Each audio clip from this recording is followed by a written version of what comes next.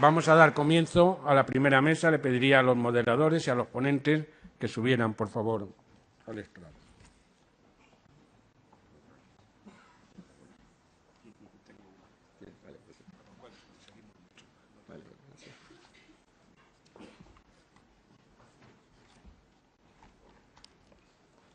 Bueno, buenos días a todos. En primer lugar, quería agradecer nuevamente este año la invitación al comité organizador y al profesor Díaz Rubios.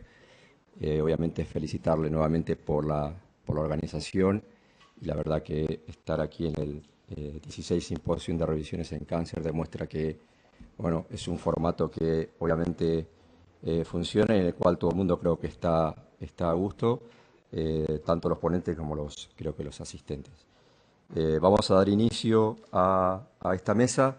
En esta mesa, como bien veis aquí, vamos a tocar un tema creo que importante, que es trasladando la evidencia y experiencia al control integral del cáncer renal. Creo que simplemente para no perder mucho tiempo en la introducción, recordaros que el cáncer renal pues, ha tenido una revolución respecto al manejo tanto diagnóstico como terapéutico en los últimos 7-8 años. Sin ir muy lejos, en el año 2005 hemos conseguido la aprobación del primer fármaco dirigido a el manejo de la enfermedad metastásica al carcinoma de células renales, células claras. A partir de ahí ha habido un desarrollo importante dirigido específicamente a fármacos antiangiogénicos. Creo que es un modelo tumoral clarísimamente regulado y controlado por la angiogénesis tumoral. Obviamente esto ha permitido el desarrollo de todos estos fármacos y hoy día vamos a debatir respecto al impacto de todos estos nuevos fármacos, los estudios que han demostrado un beneficio claro en supervivencia libre de progresión y global en esta enfermedad. Todo ello apoyado por una evidencia científica clara de ensayos clínicos randomizados.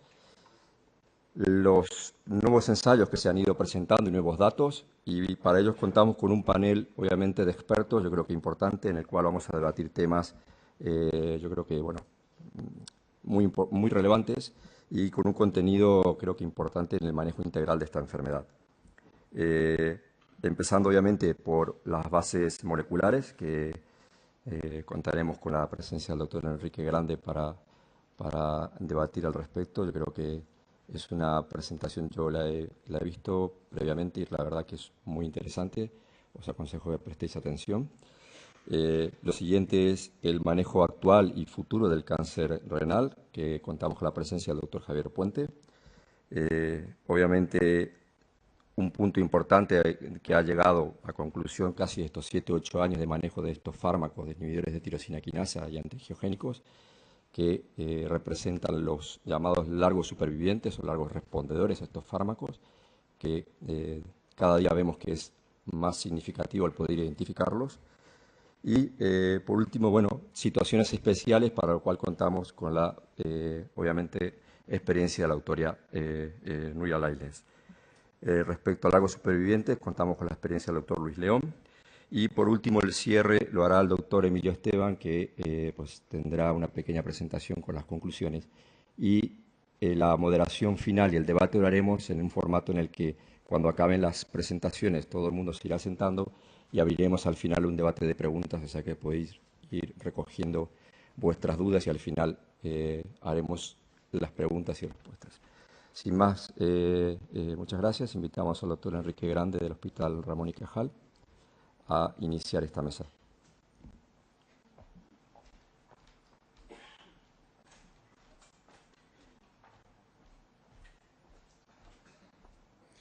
Buenos días a todos. Gracias, Daniel.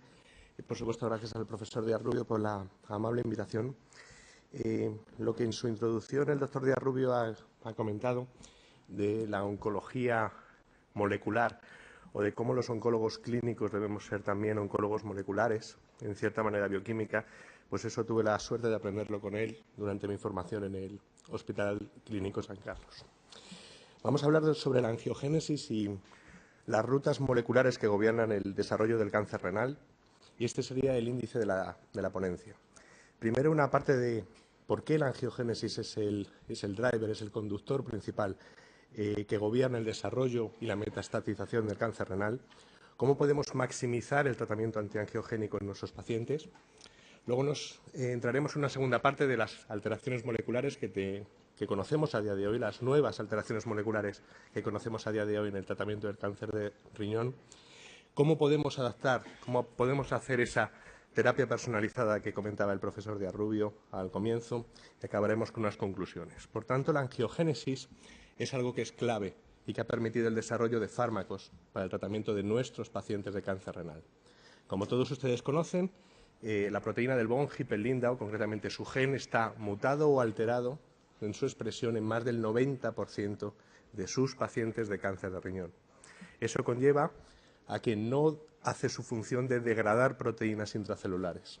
Una de esas proteínas intracelulares que no es degradada cuando está alterado es el factor inducible por hipoxia, que a su vez es el responsable de generar vasos sanguíneos, de generar factores de transcripción que son los responsables de generar factores de crecimiento proangiogénicos. El gen del von Hippel-Lindau, y a través de su proteína y de su complejo proteico, lo que hace es acusar a las proteínas que no nos valen dentro de la célula, de tal manera que las ubiquitiniza, las señala para ser degradadas por el proteosoma.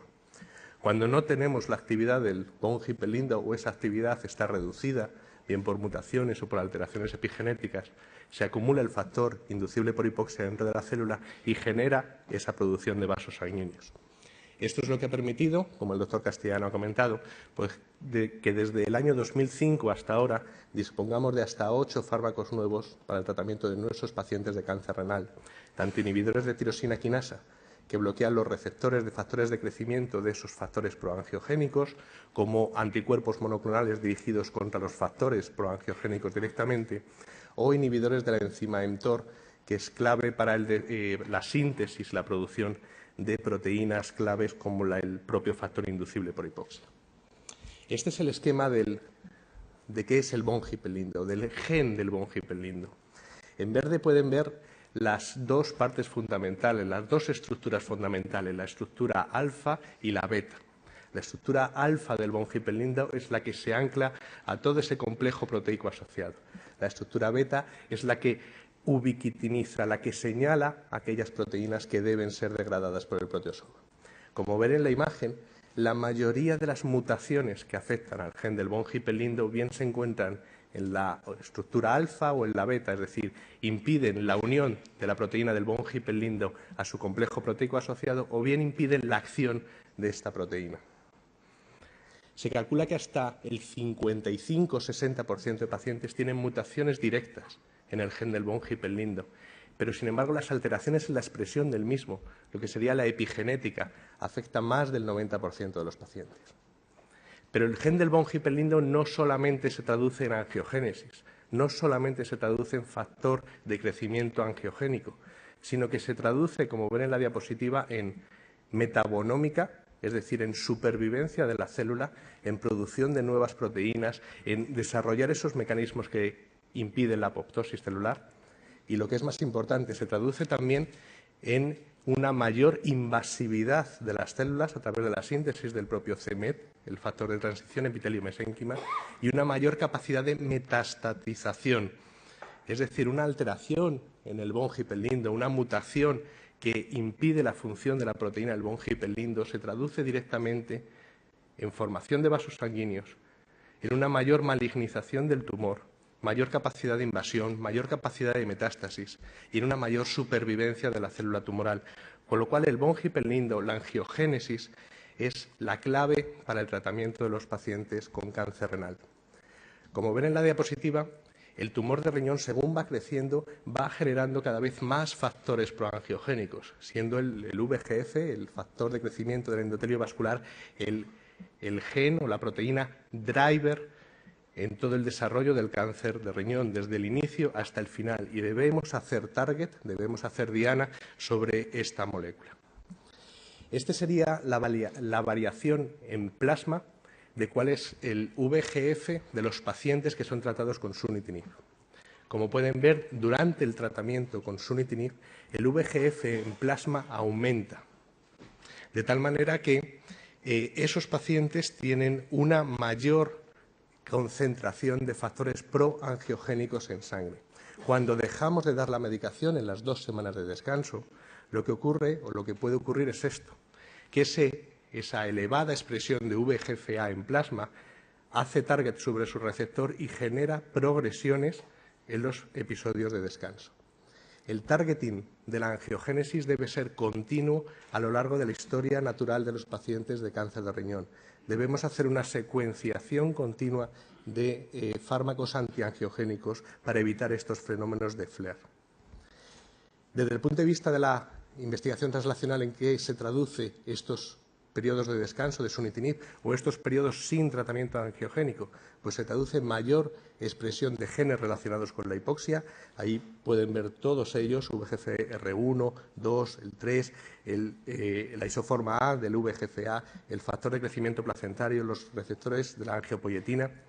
Pero fíjense, cuanto más tiempo estamos sin dar un tratamiento antiangiogénico a los pacientes de cáncer de riñón, mayor es la sobreexpresión de estos factores proangiogénicos, con lo cual mayor es la malignización, mayor es el potencial de metastatización e invasividad de los pacientes. Con lo cual el tratamiento antiangiogénico en cáncer renal debe ser lo que nos guíe en nuestra conducta terapéutica línea tras línea de tratamiento. ¿Y por qué se produce esto? Pues muy sencillo. Si bloqueamos con cualquier antiangiogénico a nuestros pacientes, lo que estamos haciendo, lo que estamos induciendo es un ambiente prohipóxico en el microambiente tumoral que sobreexpresa el factor inducible por hipoxia.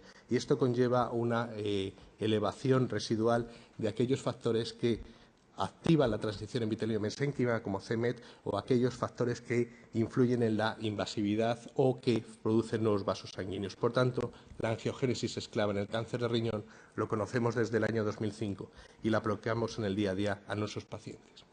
No obstante, tenemos que mejorar. ¿Cómo podemos hacerlo? ¿Cómo podemos maximizar el tratamiento de nuestros pacientes con fármacos antiangiogénicos? Pues desarrollando fármacos aún más potentes.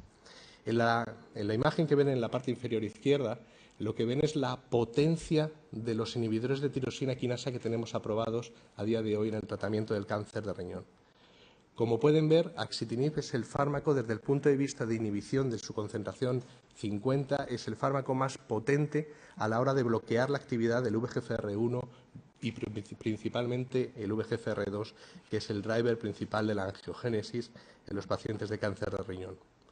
En modelos preclínicos lo que se ha visto es que cuando administramos axitinib a esos modelos de ratón murino, existe una reducción clara en el número de vasos sanguíneos. Eso se relaciona directamente con una disminución en la capacidad que ese tumor tiene de crecer, en la capacidad que ese tumor tiene de metastatizar, y es una relación directa también en la supervivencia de esos ratones con tumores, en este caso neuroendocrinos.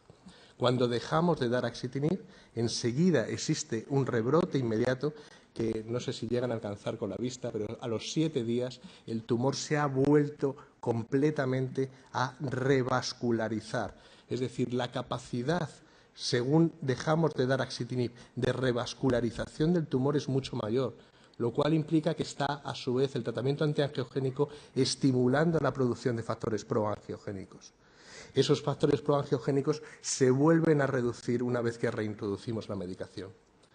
Por tanto, la angiogénesis y el tratamiento que hace Diana en la angiogénesis es clave para el tratamiento de los pacientes. Ese es un modelo murino de cáncer de colon, en el cual es un estándar de tratamiento el mantener la angiogénesis línea tras línea de tratamiento. Como pueden ver en la imagen, en ratones en los cuales se les implanta un tumor bajo la piel, y se les hace resistente al tratamiento con antiangiogénicos, se les deja y vemos un control en el cual el ratón enseguida fallece y el tumor del ratón enseguida crece. Si continuamos con la medicación con el anti-VEGF durante aproximadamente 20 días, vemos que el tumor durante esos 20 días retrasa su crecimiento, el ratón aumenta su supervivencia respecto al control. Pero, sin embargo, si continuamos con la inhibición del VEGF de manera continua en el tiempo, estamos consiguiendo que ese tumor enlentezca y retrase su crecimiento y que los ratones vivan más.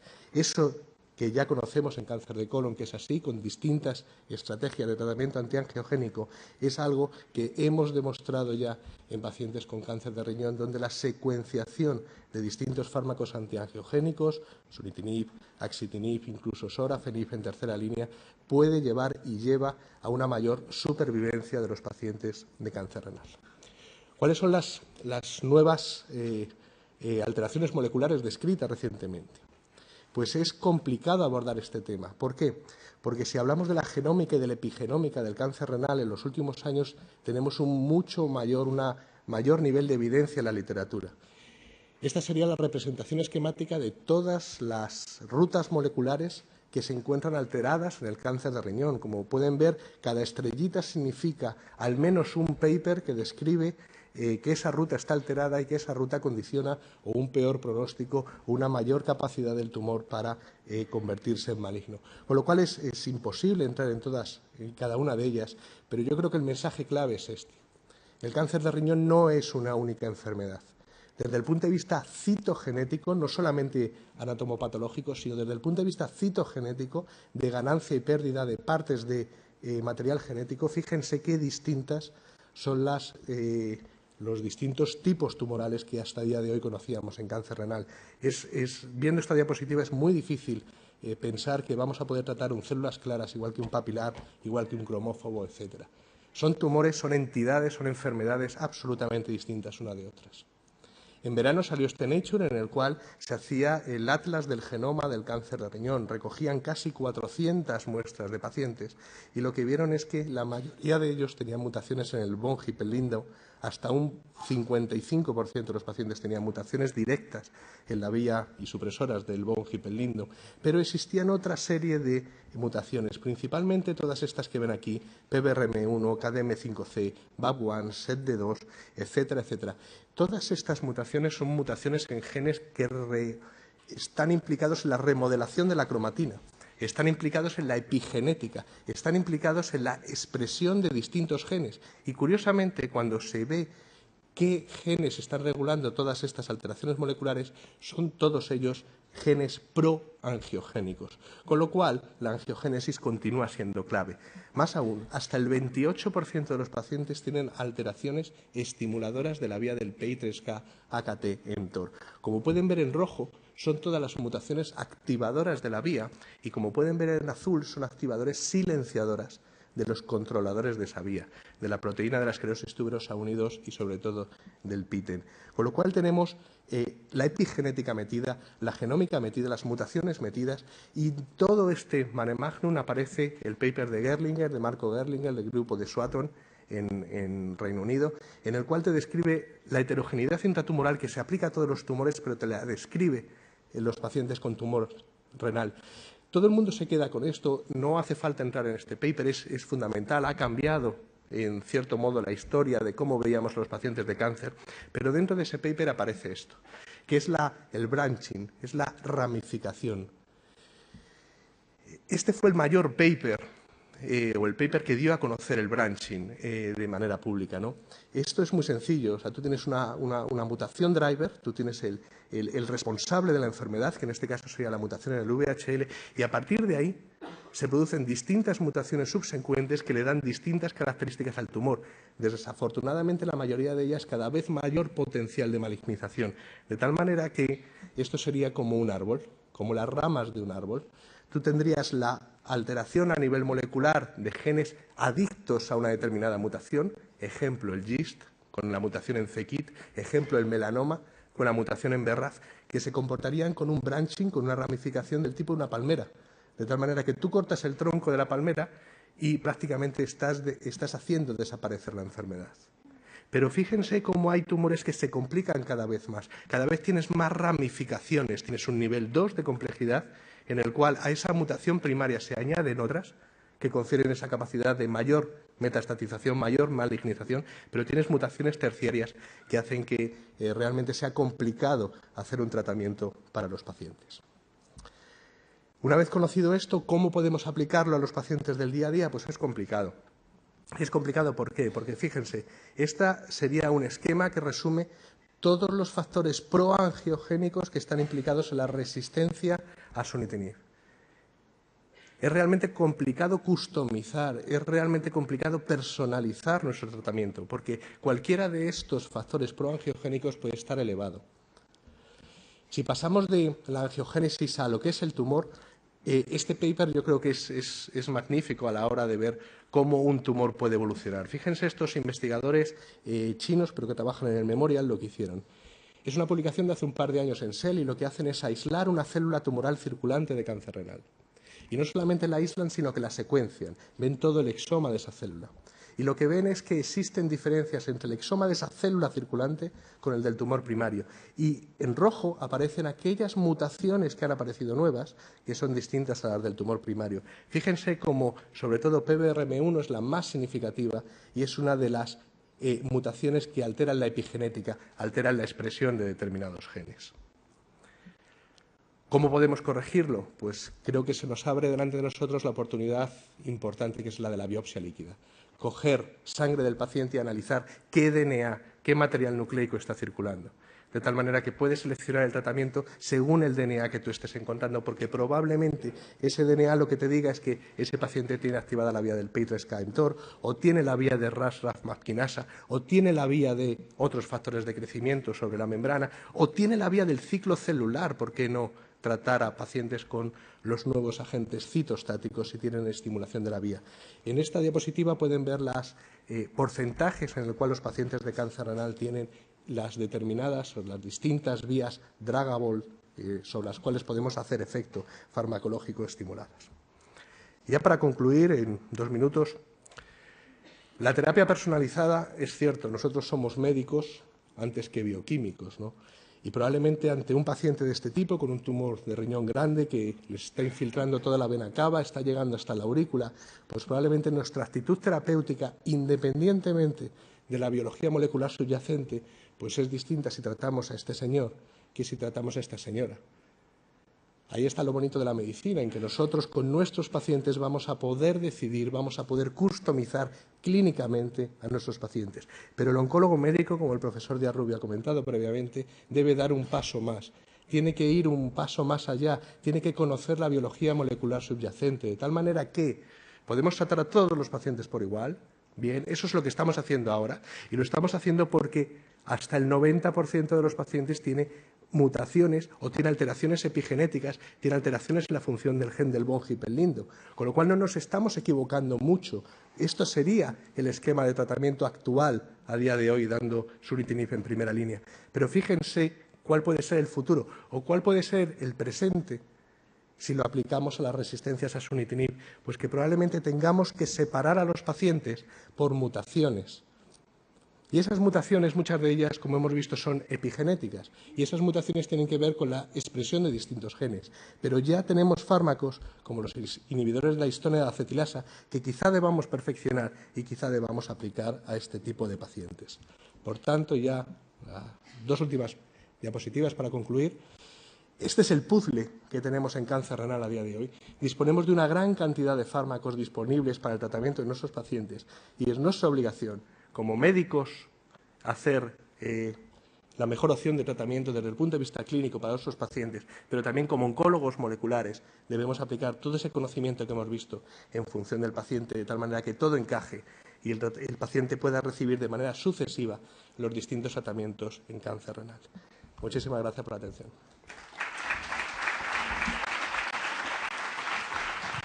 A continuación, invito al doctor Javier Puente a presentar el actual conocimiento del tratamiento para el carcinoma de riñón y también las perspectivas futuras que tenemos con este tumor. Adelante, doctor. Sí, muchas gracias. Quisiera, en primer lugar, agradecer al profesor Díaz-Rubio su amable invitación, la confianza de estar un año más, agradecerles a todos su presencia. Y me corresponde a mí hablarles del tratamiento integral del carcinoma renal desde el punto de vista mucho más clínico de lo que hacemos el día a día. Obviamente, en 20 minutos es una odisea plantearles todas y cada una de las peculiaridades del tratamiento de esta enfermedad, pero vamos a ir ligando diferentes aspectos y considerando algunas de las peculiaridades de esta enfermedad. Como bien nos ha dicho el doctor Grande, obviamente ha habido enormes avances en el conocimiento de la biología molecular y eso ha permitido que modifiquemos la historia natural de esta enfermedad. Ven en la parte de la izquierda de la diapositiva es la expectativa de vida de un paciente con carcinoma renal hace prácticamente una década. Globalmente, los pacientes con esta enfermedad tenían una expectativa de vida inferior al año y en la parte de la derecha vemos la expectativa actual con los nuevos fármacos. Ven cómo hay un grupo de pacientes con medianas de supervivencia que alcanzan ya los 40 meses de mediana y que probablemente luego es objeto de estudio por el doctor León, pero vean cómo hemos sido capaces de estirar hasta el máximo el beneficio en esta patología. No voy a entrar en el detalle de la biología molecular, pero esto ha sido posible gracias a ese profundo conocimiento de la enfermedad que ha sido culminado con la publicación en Nature de esta caracterización molecular, pero simplemente recordarles que existen alteraciones de toda la vía de la angiogénesis, de la vía de P3 quinasa mTOR y que tienen traducción metabólica, de tal manera que hoy en día consideramos el carcinoma renal claramente como una enfermedad metabólica, tal y como lo establece David Linehan en el Instituto Nacional del Cáncer americano. Hoy en día, por lo tanto, vamos a intentar estirar al máximo el beneficio en supervivencia de nuestros pacientes y eso lo vamos a intentar lograr intentando administrar... Ok, gracias. Básicamente intentando administrar la mejor terapia posible en primeras, segundas y terceras líneas, de tal manera que el objetivo es estirar la mediana de supervivencia aproximadamente hasta los 2-3 años de manera global. ¿Cómo lo vamos a hacer? Tenemos que tener claro que vamos a tener aspectos relacionados con la enfermedad, aspectos relacionados con nuestros propios pacientes y aspectos relacionados con la droga que vamos a utilizar. Y es que probablemente el beneficio a un paciente sea diferente a otro. Hay pacientes que nada más entrar en la consulta tenemos un objetivo claro, pacientes en los cuales vamos a intentar prolongarles la supervivencia al máximo. La parte de la derecha, paciente con carcinoma renal con micronódulos pulmonares. O en la parte de la izquierda, un paciente con gran expresión tumoral, enfermedad metastásica clara, muy sintomática, donde el objetivo prioritario es el control sintomático y el beneficio en calidad de vida. El grupo de Camilo Porta y también el grupo del doctor Belmul han trabajado en este aspecto y han definido factores relacionados con la enfermedad que son importantes. Como ven ahí, el grupo pronóstico, qué histología tiene el paciente. Hay factores relacionados con el paciente como son la edad, como son las comorbilidades y hay factores relacionados con la terapia. ¿Qué es lo que busco? Busco prolongar la supervivencia, buscamos respuestas antitumorales, cómo ha sido tratado previamente el paciente, si ya viene de una época de la interleuquina, etcétera. De tal manera que la primera consideración al tener pacientes con carcinoma renal avanzado es en la práctica asistencial si el paciente debe ser sometido o no a una nefrectomía radical. En los últimos años, prácticamente desde el año 2005 hasta la actualidad, hay una tendencia a una reducción en el número de citoreductoras o nefrectomías citoreductoras, fundamentalmente por un impacto muy positivo de las drogas que luego hablaremos. De tal manera que eso ha condicionado que en ASCO Genitourinario de hace 2 semanas se comunicara este paper del intergrupo norteamericano donde han evaluado el impacto actual todavía de la nefrectomía radical en pacientes metastásicos y encontrando que todavía tiene un papel. Hay pacientes que se siguen beneficiando y mucho de la nefrectomía radical en la enfermedad metastásica y que probablemente eso ocurra sobre todo en pacientes de buen e intermedio pronóstico, de tal manera que aquellos pacientes que tienen mal pronóstico por la clasificación de David-Henn realmente no se están beneficiando de la nefrectomía radical en la enfermedad avanzada. A pesar de todo, hay 2 trabajos prospectivos que están evaluando la nefrectomía citoreductora, el estudio Carmena y el estudio Surtime, y que nos proporcionará evidencia científica prospectiva sobre el valor de la cirugía en la enfermedad metastásica. A pesar de todo, la cirugía es importante en todo el ámbito del carcinoma renal. Es importante que lo tengan en mente a la hora de ver pacientes con carcinoma renal, puesto que es interesante ver cómo, si los pacientes tienen o no tienen factores pronósticos, puede ser manejada la enfermedad de una manera o de otra e incluso tiene un papel en la enfermedad oligometastásica. Sin embargo, el gran papel del oncólogo médico fundamentalmente va a ser seleccionar terapias activas en carcinoma renal. Y lo va a hacer fundamentalmente teniendo en cuenta que hay un esquema de tratamiento. Hay pacientes que necesitarán inhibidores del VEGFR, fundamentalmente sunitinib, pazopanib, axitinib o Avastin. Pacientes que en algún momento de su historia evolutiva necesitarán un inhibidor de mTOR, bien temsirolimus o bien everolimus. Hay un papel antiguo de la inmunoterapia y que tiene luego una ola novedosa que luego veremos finalmente, y hay pacientes que necesitarán esquemas de quimioterapia, fundamentalmente pacientes con histología sarcomatoide predominante. ¿Cuáles son las alternativas terapéuticas de primera línea en el carcinoma renal? Esta es la clasificación o las guidelines de la NCCN, establecen un nivel de evidencia 1 para las 3 grandes alternativas, Avastin más interferón, Pazopanib y Sunitinib, y temsirolimus para el subgrupo de mal pronóstico. Sin embargo, las guías europeas, que son más organizadas, establecen 2 claras distinciones. Un fármaco con un nivel de evidencia 1A, como es Sunitinib, de la mano de sus 2 estudios fases 2 y 2 estudios fases 3, y rama control de los últimos estudios de no inferioridad, y, por otro lado, 2 fármacos con el nivel de evidencia 2A, como es Pazopanib y Avastin más interferón.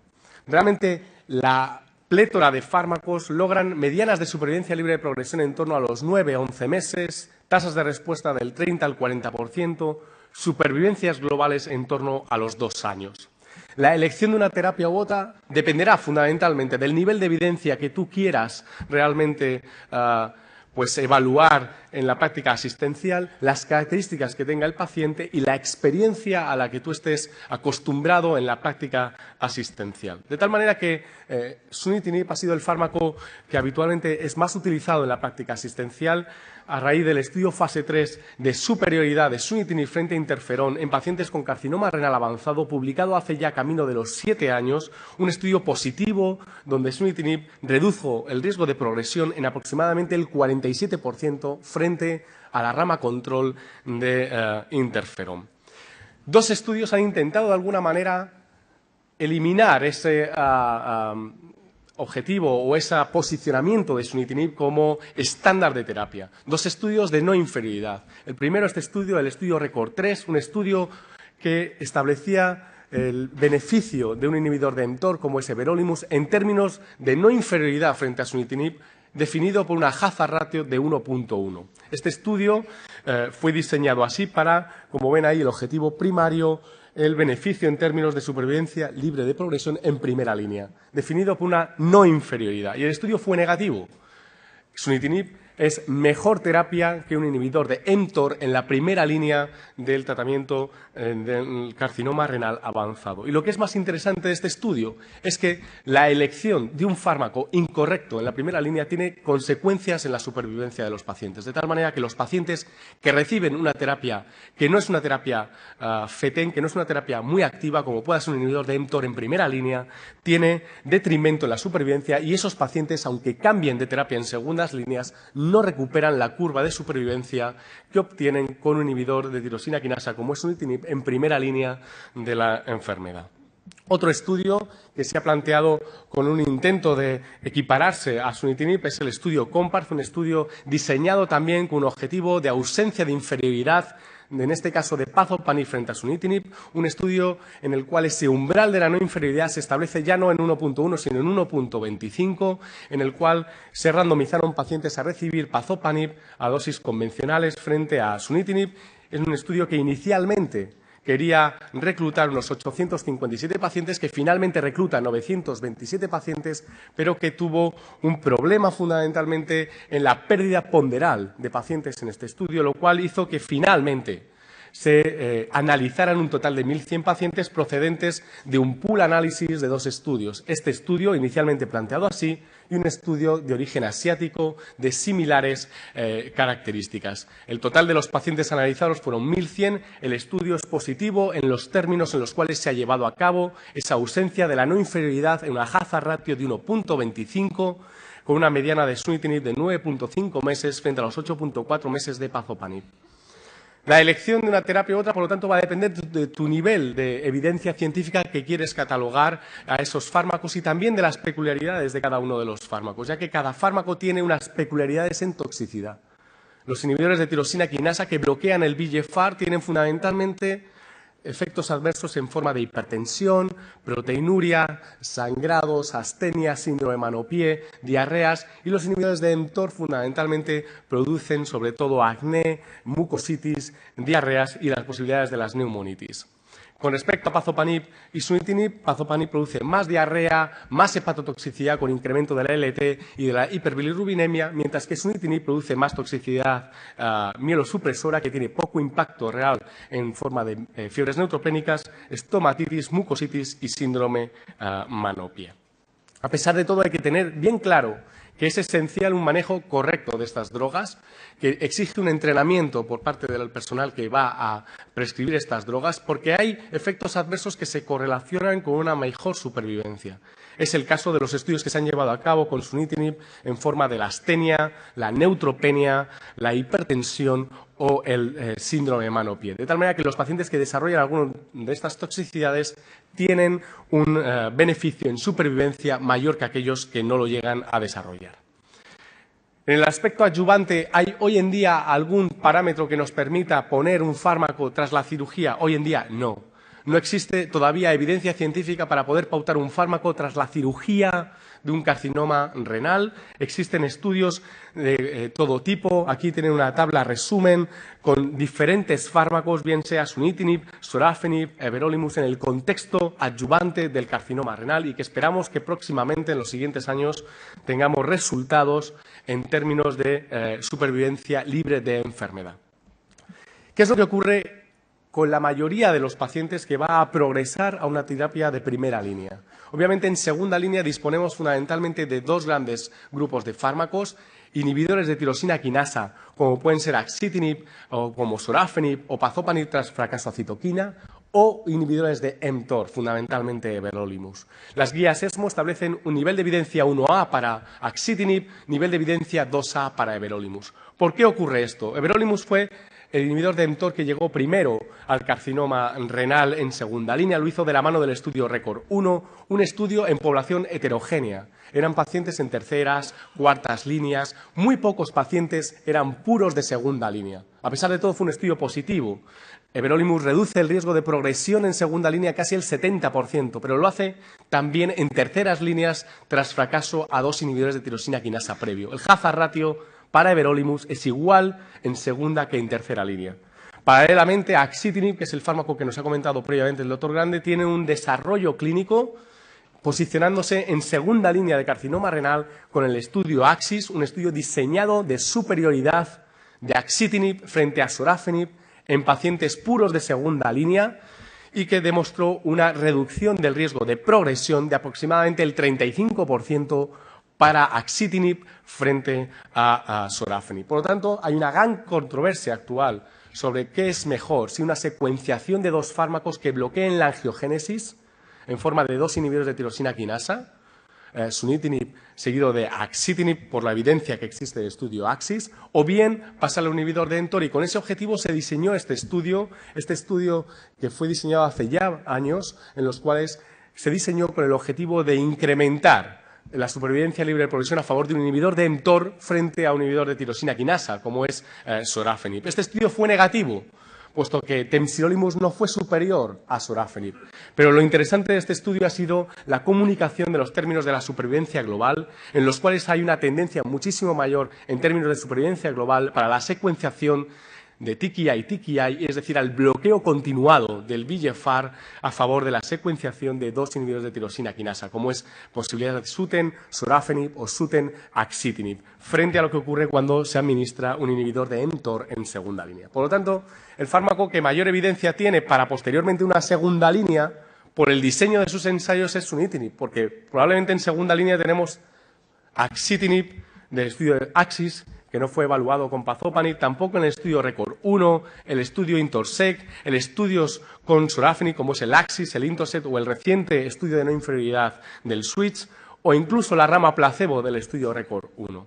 Y en tercera línea existen fármacos que se han investigado y algunos de ellos han fracasado en su desarrollo, como es dovitinib. Pero un inhibidor de mTOR, como es everolimus, tiene actividad en tercera línea tras dos inhibidores de tirosina quinasa, hazard ratio de 0,37, reducciones del riesgo de progresión de casi el 70% cuando se utiliza un inhibidor de mTOR en tercera línea. Por lo tanto, es una secuenciación útil, dos inhibidores de tirosina quinasa y un inhibidor de mTOR en la tercera línea. Por lo tanto, hay datos para el optimismo. Conocemos cada vez mejor la biología molecular del carcinoma renal. Hemos desarrollado 7 drogas en prácticamente 8 años de experiencia. Hemos mejorado la calidad de vida de nuestros pacientes. Hemos avanzado en las técnicas conservadoras de las nefronas y hemos avanzado en el manejo multidisciplinar del carcinoma renal. Pero existen datos para ser un poco menos optimistas. no somos capaces de curar a nuestros pacientes. Realmente no alcanzamos remisiones completas salvo el 1 o 2%. No tenemos biomarcadores que nos supraseleccionen los pacientes. Muchos de los aspectos que nos ha comentado previamente Enrique, de drivers moleculares, no somos capaces de alguna manera de bloquearlos específicamente. Fracasamos con las combinaciones de terapias. No somos capaces de fusionar dos inhibidores de tirosina quinasa, es tremendamente tóxico. Y tenemos el problema actual del coste y del acceso equitativo en muchos hospitales. De tal manera que esto es un continuo. Y cuando asistimos a congresos internacionales vemos cómo la evolución terapéutica del carcinoma renal es tremendamente amplia. Fíjense que estamos a día de hoy, del año 2013, donde se han caído dos fármacos, Tivozanib y Dovitinib, por el desarrollo, algunos anómalos de sus ensayos y otros porque no han sido eficaces en tercera línea, pero vienen nuevos fármacos. Uno de ellos es el cabozantinib, que es un inhibidor selectivo del VEGFR2 y del c-MET. Este fármaco ha demostrado en estudios preclínicos que es un potente inhibidor de la angiogénesis. Fíjense como el Ki67, que es un marcador de proliferación, y otros como el MECA32, que son marcadores de angiogénesis, se reducen considerablemente tras ser expuestos a esta droga, y que ha tenido actividad en carcinoma renal en pacientes politratados, de tal manera que en 25 pacientes con más de 2 líneas previas alcanzan tasas de respuesta de casi el 30% y enfermedad estable y un control de la enfermedad a 4 meses de casi el 72% de nuestros pacientes. De tal manera que este fármaco tiene un desarrollo muy rápido y se está testando actualmente en un estudio fase 3 en segunda línea tras fracaso a un inhibidor de tirosina quinasa enfrentándose a un inhibidor de mTOR como es everolimus. Otros fármacos interesantes son toda la vía del PI3 quinasa AKT-mTOR, más fundamentalmente desarrollados en el carcinoma de mama, como son los potentes inhibidores de PI3 quinasa, como el BET235, el XL147, que son fármacos muy potentes, pero también con problemas de toxicidad por el mecanismo por el cual están bloqueando el PI3 quinasa. Y finalmente la moderna inmunoterapia, que es un aspecto que va a salir yo creo que a lo largo de todo el simposium, fundamentalmente en patologías como el carcinoma de pulmón y el carcinoma renal y el melanoma, que son fármacos dirigidos al bloqueo del receptor del PD-1, que está situado en el linfocito T y que contribuye a regular su muerte celular, o el bloqueo y la interacción del PD-1 con su ligando, el anti-PD-L1. Hay fármacos en desarrollo, que sepan que hay anticuerpos dirigidos al PD-1, como son el nivolumab, que es el BMS 93658, o otro fármaco de MSD, que es el MK3475, y otros que son anticuerpos dirigidos al PDL1.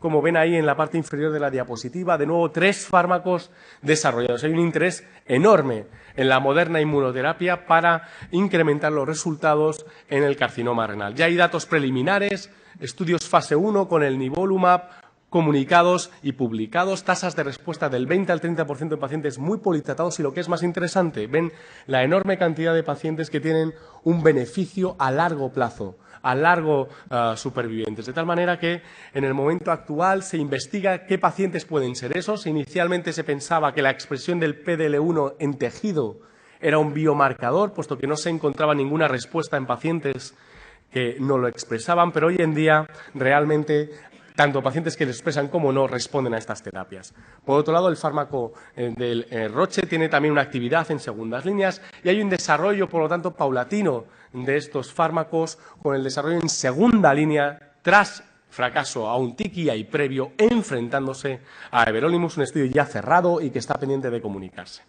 Por lo tanto, para concluir, podemos decir que realmente ha habido un gran cambio en la manera de acercarnos al manejo del carcinoma renal avanzado, que el papel de la nefrectomía citorreductora en pacientes metastásicos continúa estando en debate, pero cada vez conocemos más que probablemente hay un subgrupo de pacientes que se siguen beneficiando, sobre todo buen estado general, no afectación hepática o cerebral, que realmente existen unas guías de manejo del carcinoma renal que establecen nivel de evidencia 1A fundamentalmente en primera línea para sunitinib y en segunda línea para axitinib y que cada vez hay más datos para una correcta secuenciación inhibitoria del VEGFR de la mano de 2 inhibidores de tirosina quinasa.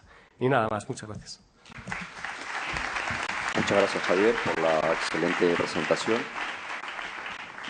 Invitamos al doctor Luis León para la siguiente ponencia respecto a un punto creo que importante, que son los largos respondedores a inhibidores de tirosina quinasa. Vale, muy bien, gracias.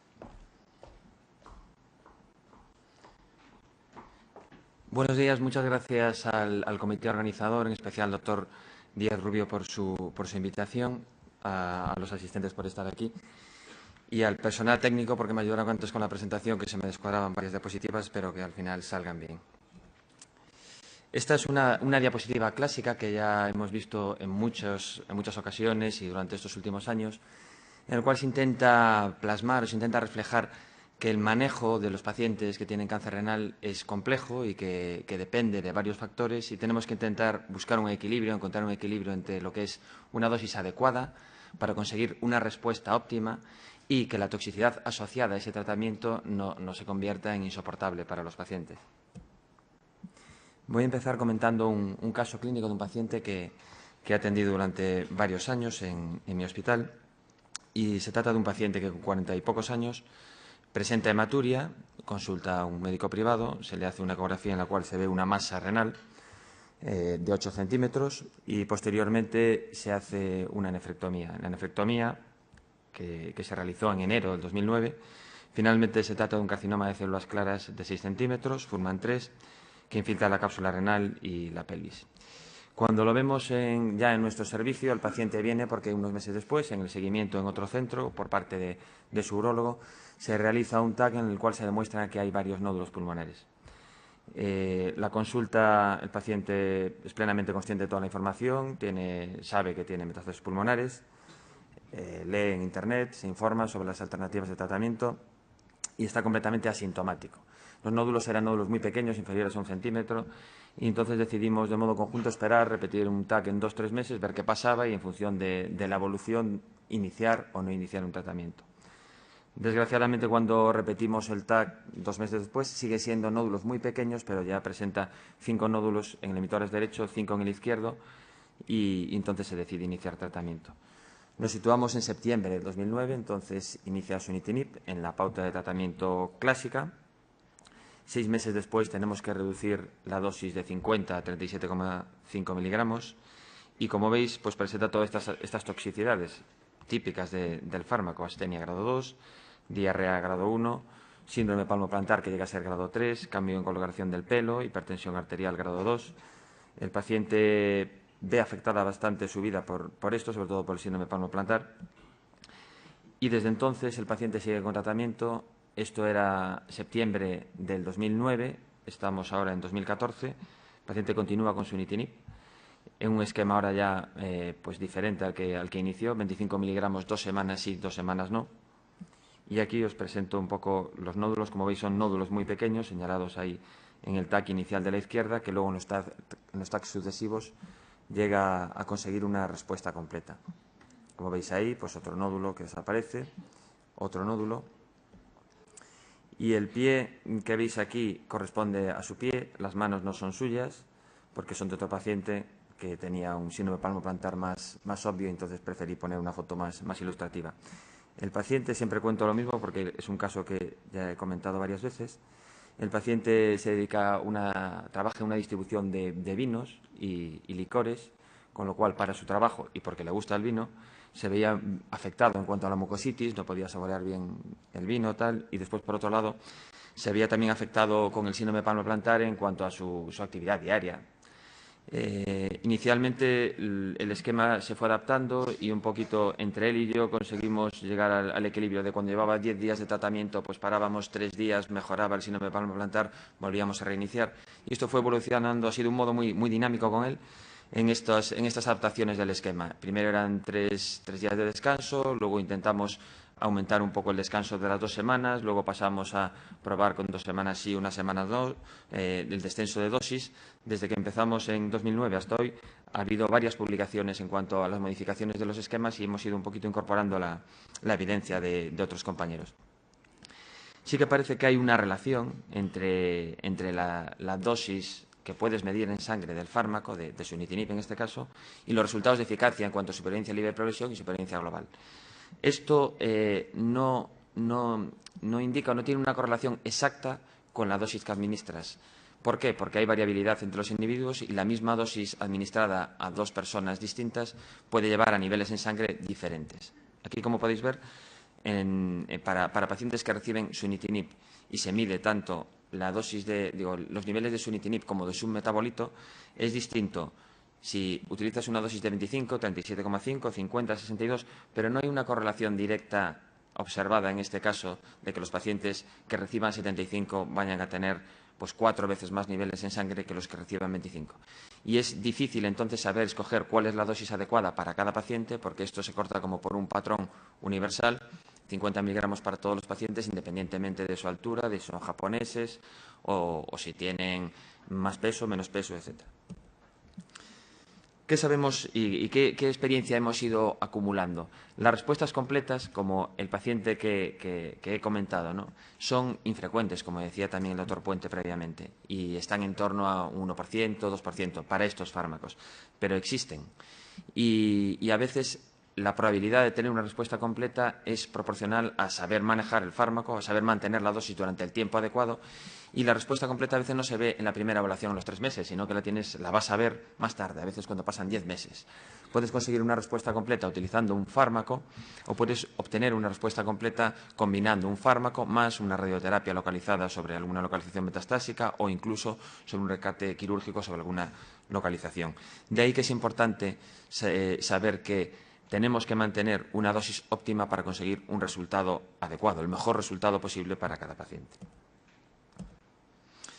En el caso de sunitinib, que es con el fármaco con el que hay estudios más maduros en cuanto a largos supervivientes, también tenemos ya evidencia con otros fármacos, pero digamos que sunitinib tiene más experiencia acumulada en estos años. Hay varios trabajos que recogen las características globales de qué pacientes son largos respondedores. ¿Qué entendemos por largo respondedor? Pues como veis aquí, los largos respondedores son pacientes, en estos estudios que se han realizado, se siguen 2 criterios. O bien en función de la supervivencia libre de progresión, que se suele situar el punto de corte en 18, 20, 22 meses para definir quién es un largo respondedor y quién no. O bien en el criterio de una supervivencia global. Y el punto de corte cuando se habla de largo respondedor o largo superviviente es en torno a pacientes que viven más de 30 meses. ¿Cuáles son las características generales de varios estudios? Al final sí se reproduce un poquito, desde el punto de vista clínico, cuál es el perfil de un largo respondedor, un largo superviviente, que son pacientes más bien de edad joven, 60 años o por debajo de 60 años, pacientes que tienen un buen estado general, más bien pacientes con un performance status de 0 o de 1. También mayoritariamente son pacientes con histología, la habitual del cáncer renal, células claras, no otras histologías menos frecuentes. Aquí están los criterios que comentaba para determinar cuál es un largo respondedor, quién es un largo respondedor o un largo superviviente. Y luego también, como es esperable, los pacientes, la mayoría, han recibido, se ha realizado una nefrectomía. Y además tienen pocas localizaciones metastásicas y pertenecen a un grupo pronóstico bueno o intermedio. Los pacientes que están en el grupo pronóstico malo es menos probable que consigamos largos supervivientes o largos respondedores. El doctor Javier Puente es el investigador principal de este estudio que está realizado bajo el amparo de SOGUG, en el cual aquí a nivel estatal estamos intentando estudiar cuáles son las características clínicas y moleculares de pacientes definidos como largos supervivientes, largos respondedores. Bueno, ya lo habéis visto antes, pero este es Javier. En el estudio lo que se intenta es, y es muy interesante porque ya no solo entramos, aunque estoy todo el rato hablando de largos supervivientes o respondedores, en que el estudio de Javier ha tenido la intuición y yo creo que va a resultar un trabajo muy bonito, de estudiar no solo los largos supervivientes, sino también a los refractarios primarios. Aquellos pacientes que en la primera evaluación, a los 3 meses, cuando haces el TAC, la enfermedad empeora. Intentar comparar clínicamente y de un modo molecular cuáles son las características de los pacientes que son primarios refractarios con los pacientes que son largos supervivientes. El punto de corte que ponemos aquí para largos supervivientes es pacientes que tienen una supervivencia libre de progresión para la primera línea de tratamiento que es superior a 22 meses. Y lo que intenta es eso, comparar características clínicas y luego características moleculares de varias vías implicadas en el cáncer renal, como son la vía de Notch, de Wnt y de GTH. No pretendo que se vea con detalle todas las características. Sí deciros, estos no son los datos finales. Este año se ha enviado una comunicación a ASCO, esperamos que la acepten y que pueda defenderla Javier en los próximos meses. Pero las características generales que distinguen desde un punto de vista clínico a los largos supervivientes con los primarios refractarios son también un poco las que podéis imaginar y las que vemos cada día en la consulta. Los pacientes que tienen peor estado general es más probable que sean primarios refractarios. Los pacientes en los que no se ha podido realizar una nefrectomía es más posible que sean primarios refractarios, que sean largos supervivientes. Y cuantas más metástasis, peor grado Fuhrmann, edad superior y la presentación de metástasis ya con el diagnóstico inicial, es más probable que estas características nos lleven a un paciente primario refractario que a un paciente largo superviviente. En cuanto a los grupos pronósticos, igual, los pacientes que son primarios refractarios suelen pertenecer más a un grupo pronóstico intermedio o pobre y es menos frecuente que se encuentren dentro del grupo de los de buen pronóstico, aunque hay algunos pacientes que sí que caen en ese grupo de buen pronóstico. ¿Qué más podemos obtener de los datos estudiados por Javier en colaboración con varios compañeros a lo largo del país? Bueno, pues yo creo que los datos son muy, muy interesantes. Es un estudio retrospectivo y esto siempre incluye un sesgo, pero también es cierto que las medianas de tiempo de supervivencia libre progresión de 45 meses, una mediana de supervivencia global de 56 meses son datos realmente, francamente, buenos y esperanzadores. Se ha obtenido también, en los primeros análisis, se ha visto que hay una asociación entre el hipertiroidismo y la hipertensión arterial con la supervivencia libre progresión y, sin embargo, no se ha encontrado con la astenia, mucositis, trombocitopenia, neutropenia y con el síndrome mano-pie. Lo cual no quiere decir que no exista, sino que no se ha demostrado, quizás por un tamaño muestral o realmente es que no existe. En cuanto al análisis molecular, también, y son datos yo creo que muy interesantes, se ve una relación de estas vías, de la vía de Notch, con la respuesta y con la posibilidad de ser un largo superviviente o ser un primario refractario. Son datos que todavía no son maduros del todo y que seguro que con más tiempo vamos a poder conocer con más precisión y él seguro que en un tiempo no muy lejano nos va a poder dar conclusiones muy, muy interesantes. Bien, llegamos a un punto de equilibrio que es cuáles son los esquemas alternativos o cómo encajar los esquemas alternativos de sunitinib en la práctica diaria. Y esto va un poquito también por el caso clínico, ¿no? Esta evolución de decir el esquema clásico de 4 semanas sí, 2 semanas no, 50 miligramos y luego el descanso. Y si hay alguna alternativa de tratamiento que nos permita mantener dosis, disminuir la toxicidad y mantener la eficacia. Recientemente, entre el 2013 y el 2014, se han publicado varios trabajos que estaban comunicados antes como Astrad en varios congresos, pero ahora ya han salido en papel. Uno de ellos es de Jansson, que tiene un... Bueno, pues lo que se trata es de estudiar pacientes con el esquema clásico y pacientes que cambian el esquema clásico de 4 semanas sí, 2 semanas no, y que reciben otro esquema como 2 semanas sí, 1 semana no. En el grupo de Jansson lo que se hace es, los pacientes empiezan con el esquema clásico. Si no presentan toxicidad grado 2 o mayor, continúan con el esquema clásico y si la presentan, se va modificando. En vez de hacer 4 semanas de tratamiento y 2 de descanso, se hacen 2 semanas de tratamiento y 1 de descanso. Si se mantiene el paciente sin toxicidad grado 2 o superior, continúa con el esquema 2-1. Y si aún así, aún adaptando este esquema, se presenta toxicidad grado 2 o mayor, pues entonces se va modificando a 1 semana de tratamiento, 1 semana de descanso o incluso 37,5 continuo o incluso se llega a sunitinib 25 continuo. ¿Qué consiguen? Bueno, pues en el análisis lo que se ve es que los esquemas alternativos para este grupo de pacientes, dentro de un análisis retrospectivo con todas las limitaciones que eso conlleva, los pacientes que tienen un esquema alternativo no presentan unos resultados de eficacia inferiores al esquema tradicional. Incluso puede parecer que es más beneficioso que el esquema tradicional, con todas las limitaciones que tiene un estudio retrospectivo.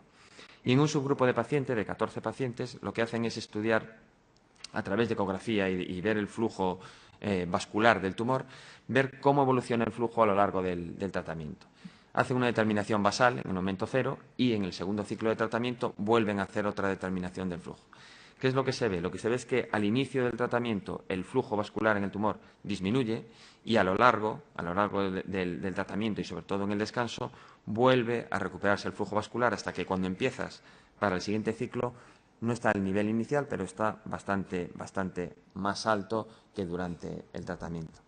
¿Qué interés puede tener esto? Pues idealmente en el futuro nos podría valer para seleccionar qué pacientes hay una correlación entre la eficacia del tratamiento y la disminución de flujo, y si podemos correlacionar esto de un modo precoz para saber y poder seleccionar con qué pacientes debemos continuar con ese tratamiento y qué pacientes no se van a beneficiar. El grupo de Atkinson pues, hizo un análisis parecido al de Bjarnson de modo retrospectivo. Durante varios años de tratamiento seleccionan pacientes que han recibido sunitinib y lo que se dedican es a estudiar aquellos que utilizan el tratamiento convencional y los que utilizan un tratamiento alternativo. ¿Qué consiguen? ¿Cuál es la conclusión que obtienen? Bueno, pues de nuevo que el utilizar un tratamiento alternativo, digamos, adaptado al paciente, no es peor en términos de eficacia. Veis para la supervivencia global y aquí, la supervivencia global aquí y antes la supervivencia libre de progresión. Y cuando se hace un análisis multivariante, pues efectivamente el esquema utilizado se correlaciona con una eficacia y no añade toxicidad. Este es un estudio más pequeño de un grupo japonés, pero no llega a 50 pacientes, en el cual aquí sí que ven a lo largo de los años que ellos han ido cambiando su modo de actuar, porque ven que cuando utilizan en los pacientes japoneses 50 miligramos 4 semanas y 2 no, para el día 14 detectan que hay mucha trombopenia y una reducción hay mucha trombopenia, entonces tienen que adaptar el tratamiento e incluso interrumpirlo. Y al final, en su práctica clínica, acaban utilizando el esquema 2 semanas y 1 semana no como su esquema estándar. Bueno, ellos van ajustando también, si tienes un factor de esos 3 que veis ahí, edad, creatinina y peso, si tienes un factor, reducen ya de entrada la dosis de sunitinib a 37 y si tienes 2 o 3, ya la reducen de entrada a 25, lo cual yo creo que no es aplicable a nuestra población y es bastante experimental por su parte, ¿no? Lo que sí ven es que, de nuevo, pues no hay un impacto negativo del uso de esquemas alternativos. Y en cuanto a la toxicidad, sí ven que los esquemas alternativos que introducen 2 semanas de tratamiento, 1 semana de descanso, tienen menos síndrome de mano-pie, menos diarrea y menos disgeusia, aunque esto no tiene una significación estadística, posiblemente por el escaso tamaño muestral. Ya finalizando, otro diseño muy interesante que presentó el doctor Rini es la posibilidad ya no de cambiar los esquemas de administración y adaptarlos en función de la toxicidad a cada paciente para minimizar la toxicidad y mantener la eficacia, sino conseguir hacer periodos de descanso, que conceptualmente es algo muy interesante porque significaría disminuir toxicidad, permitirle al paciente que pueda descansar y mentalmente tiene un beneficio para él, además de poder adaptar los costes. En el estudio que presenta el doctor Rini, que es un estudio fase 2, de lo que se trata es de iniciar el tratamiento con sunitinib, hacer una evaluación y aquellos que tienen una reducción tumoral más del 10%, pues permitirle que descansen y volver a iniciar el tratamiento cuando el tumor vuelva a crecer. Y observan que hay varios patrones, según los pacientes, de respuesta y progresión posterior. Como veis aquí, hay pacientes que efectivamente reinicias y para cuando reinicias vuelves a conseguir respuesta de un modo estable. Hay pacientes que en el tiempo, con estas interrupciones y reinicios, sigues consiguiendo que cada vez la respuesta sea mayor. Incluso hay para algún paciente en el cual paras después de conseguir un beneficio, una reducción tumoral, y se mantiene esa reducción sin necesidad de reiniciar el fármaco. Es un estudio fase 2, experimental, no son datos maduros, pero bueno, creo que son como intuiciones o pinceladas que nos pueden llevar más adelante a obtener conclusiones. Como conclusiones, por tanto, creo que hay un subgrupo de pacientes que pueden obtener unas supervivencias globales superiores a 30 meses con sunitinib, lo cual es, de hace unos años ahora, es un cambio importante en cuanto a la expectativa de vida de estos pacientes. El problema sigue estando que necesitamos estudios prospectivos, bien diseñados. El análisis de subgrupo siempre es muy peligroso, hay factores de confusión, entonces tenemos que hacer un esfuerzo por seguir haciendo estudios hacia adelante e, idealmente, que comparen brazos. No tenemos marcadores biológicos consistentes, sí que hay trabajos sobre interleuquina y sobre otros factores. También está la posibilidad de utilizar la radiología como un biomarcador de respuesta, pero necesitamos datos más maduros, más concluyentes. Tenemos que saber manejar las toxicidades y poder adaptar los esquemas a lo que necesitamos para cada paciente. A mí me parece que es muy interesante el poder adaptar estos esquemas de modo individualizado porque te permiten para cada paciente saber cuál es el mejor tratamiento, el mejor fármaco, la mejor dosis y estar de un modo consensuado también con el paciente, adaptándote a sus necesidades. Y, desde luego, el trabajo de Otorrini sobre la posibilidad de utilizar descansos es un trabajo atractivo desde el punto de vista científico, pero todavía insuficiente como para poder tomar esto como un estándar en el día a día. Y nada más. Muchas gracias.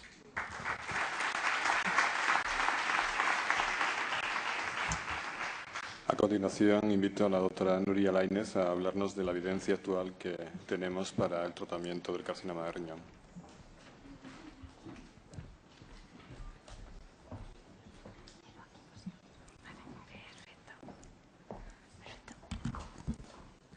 Buenos días. En primer lugar, quería felicitar a la organización por el éxito del simposio y también darles las gracias por haberme invitado a participar.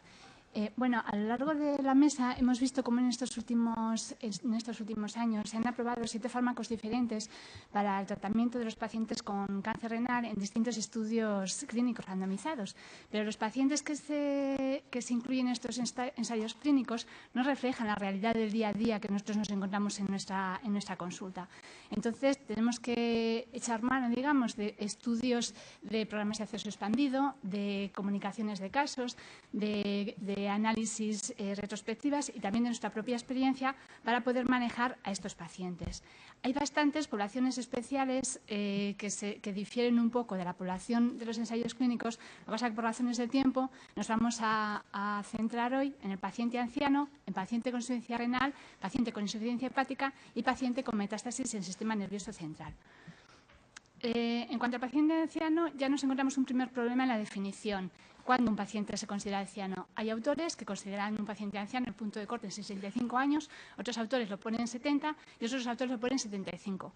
Pero fuera cual fuese, sí que vemos que en nuestra práctica diaria, en nuestra consulta, casi un 60% de los pacientes tienen 65 o más años. Sin embargo, vemos como en los ensayos clínicos en ninguno se han incluido más del 40% de pacientes que tuviesen esta edad. ¿Y qué factores tenemos que considerar a la hora de tratar a un paciente con cáncer renal en paciente anciano?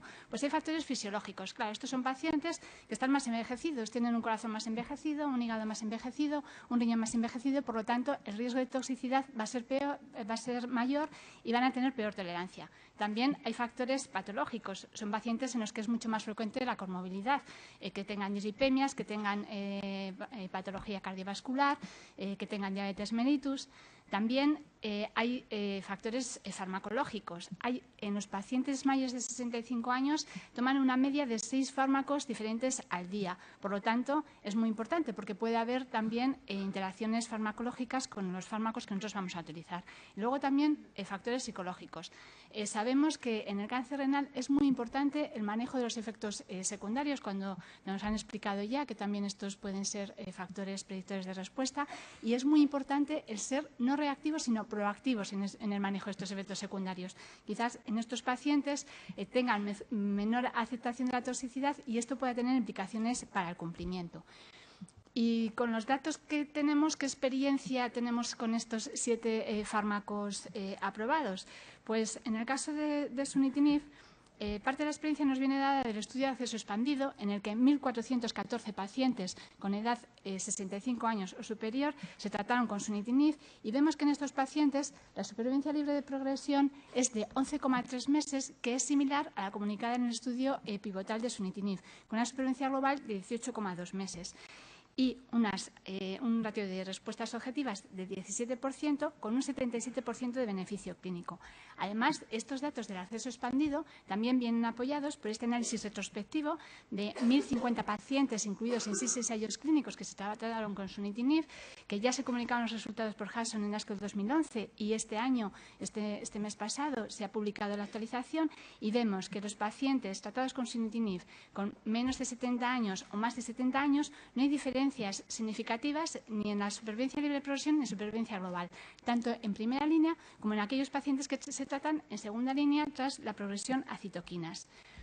Vale, es eficaz, pero ¿y es seguro? Pues en el programa de acceso expandido vemos que la toxicidad es bastante similar, pero sí que hay mayor fatiga en los pacientes mayores de 65 años.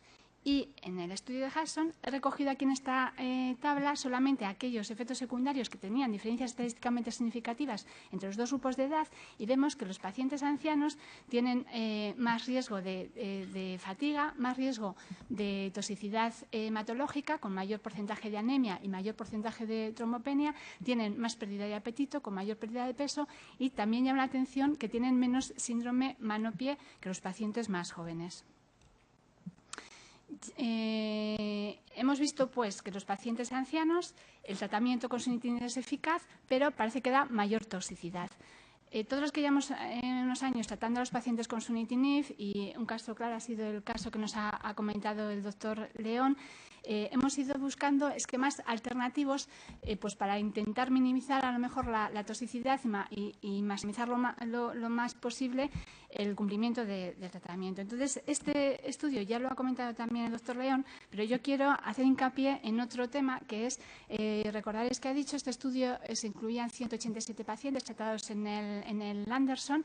El 87% de los pacientes iniciaron tratamiento con esquema 4-2, y en el 47% de estos pacientes el esquema se cambió a 2 semanas de tratamiento, 1 semana de descanso. Y vemos cómo hay diferencias importantes en cuanto a la tolerancia del tratamiento, con menores efectos secundarios en los pacientes cuando pasaban el esquema 2-1 de lo que habían tenido estando con el esquema 4-2. Y esto sin detrimento en los resultados de supervivencia. ¿Por qué digo esto aquí? Porque a mí me parece que esto podría ser una opción para estos pacientes ancianos para disminuir la toxicidad, y tratarlos con esquema 4-2. Yo, en mi experiencia, la verdad que el paciente más mayor que tengo en tratamiento tiene 83 años, lleva 4 años con el esquema 4-2 y lo está tolerando muy bien, pero sí que es verdad que en los últimos meses, en pacientes mayores de 75 años, estoy empezando con esquemas 2-1 y la experiencia personal es buena. En cuanto a otros fármacos, en sorafenib, los datos los tenemos del análisis retrospectivo del estudio pivotal, el Target, que valoró eficacia y seguridad en pacientes mayores de 70 años versus los menores de 70 años, e incluso parece que los pacientes mayores de 70 años pudiesen tener mayor ratio de respuestas y mayor supervivencia libre de progresión. Y en cuanto a la seguridad de sorafenib, la tenemos de 4.684 pacientes que se analizaron en 6 ensayos clínicos y 2 programas de acceso expandido, y vemos que por subgrupos no hay grandes diferencias en toxicidad, si bien los pacientes mayores de 75 años de nuevo presentaban mayor fatiga. Aquí lo vemos de una forma más gráfica. Tampoco hay diferencias en cuanto a disminuciones de dosis, tampoco parece que haya toxicidades acumulativas, y lo único que sí que vemos que una vez se disminuían las dosis, en los pacientes mayores era menos probable la reescalada de dosis que en los pacientes más jóvenes.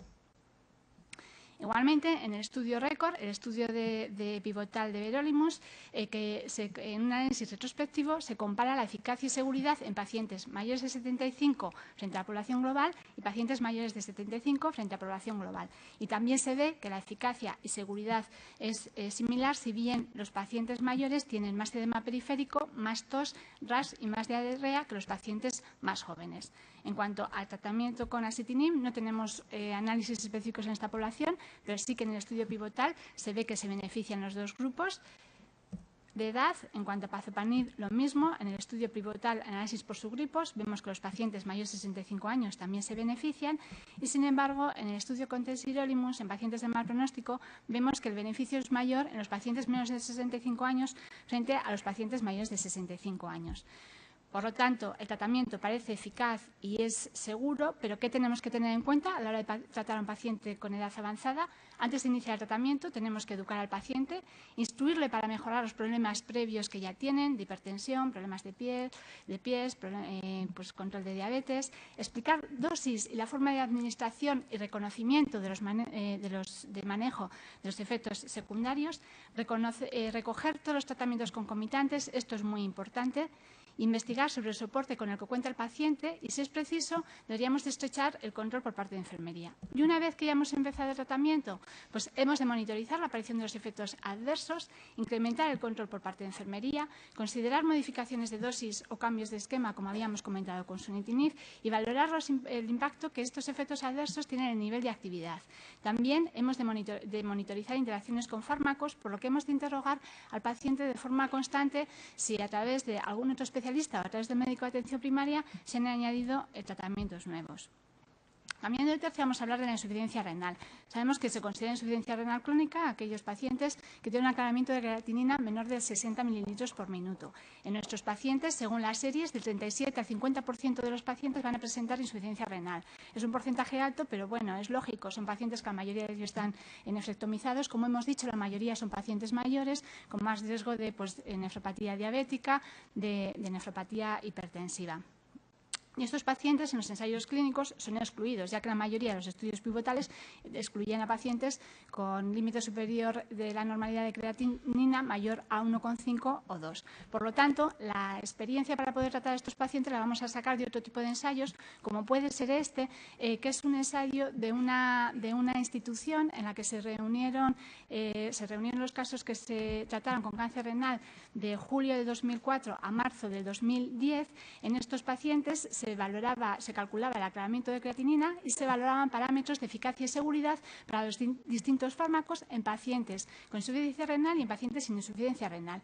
Y vemos que en el caso de sunitinib, el tratamiento presentaba mayor toxicidad en cuanto a mayor fatiga, mayor hipotiroidismo y mayor hipertensión en los pacientes que tenían insuficiencia renal, pero vemos que no hubo disminuciones e interrupciones de dosis. Por lo tanto, en pacientes con insuficiencia renal podemos mantener las dosis de sunitinib. Lo mismo pasa con bevacizumab. Sí que se vio en pacientes con insuficiencia renal que presentaban mayor hipertensión, pero tampoco hace falta reducciones de dosis. Creemos que fueron similares en pacientes con insuficiencia renal o pacientes sin insuficiencia renal. Sin embargo, en los inhibidores de mTOR, aparte de que además hicieron en pacientes con insuficiencia renal, presentaron más porcentaje de RAS y de infecciones, vemos que el porcentaje de interrupción de dosis fue mucho mayor. Por lo tanto, quizás en los pacientes con inhibidores de mTOR que presenten insuficiencia renal tendríamos que valorar una disminución de dosis.